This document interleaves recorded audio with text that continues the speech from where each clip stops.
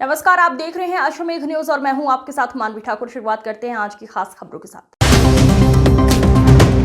Matrimonial website पर धोखाधड़ी करने वाले 2 आरोपियों को क्राइम ब्रांच ने पिछले दिनों गिरफ्तार किया था। आरोपियों का रिमांड लिया गया था, जिसमें और भी कई खुलासे हुए हैं। आपको बता दें, एक आरोपी को अहमदाबाद से गिरफ्तार किया गया था, तो वहीं एक सिमरन नामक महिला को इंदौर से क्राइम ब्रांच द्वारा गिरफ्तार किया गया था। दरअसल पिछले दिनों एनआरआई से मैट्रिमोनियल साइट के माध्यम से 2 करोड़ 68 लाख रुपए की धोखाधड़ी हुई थी, जिसकी शिकायत के बाद क्राइम ब्रांच ने आरोपी विशाल और एक महिला आरोपी सिमरन को गिरफ्तार किया था, जिसमें महिला आरोपी सिमरन द्वारा एनआरआई को फरियादी के साथ वैवाहिक रिश्ते की बातचीत के नाम पर पहले झांसे में लिया और भरोसे में लेकर उससे विभिन्न किश्तों में 2 करोड़ 68 लाख रुपए ठग लिए थे। पूरे ही मामले में पुलिस ने दोनों आरोपी विशाल और सिमरन का रिमांड पुलिस ने लिया था, जिसमें और भी नए खुलासे हुए हैं।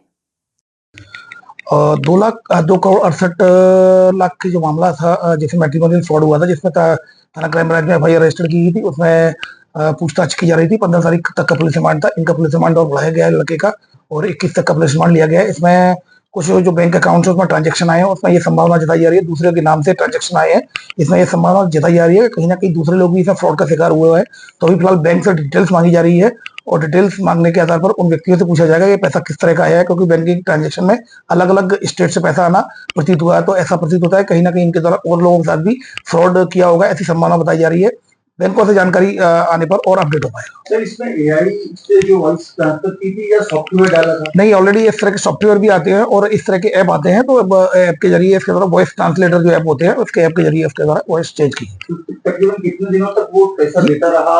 ये लगभग 1 साल तक पूरा पैसा दिया हो, 2023 से, और जुलाई 2024 तक लगातार पैसा देता रहा। तो कभी वीडियो कॉलिंग में उनकी चर्चा नहीं? वीडियो कॉल पर एक तरह का मोबाइल ऑफ रहता था, उसकी तरफ का, लड़की की तरफ का मोबाइल, और इसका ऑन रहता था। उसका ये कहना था कि मेरे घर में पेरेंट्स रहते तो मैं ऑन नहीं कर पाऊंगी, अपना कैमरा मेरा ऑफ ही रखूंगी।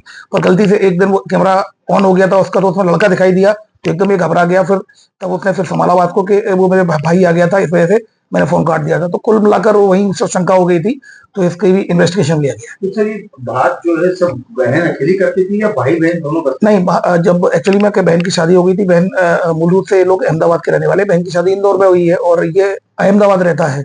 तो कभी कभार जैसे जब वो आती थी या ये अहमदाबाद से ही आता था, तो तब ये बात कर लिया करती थी।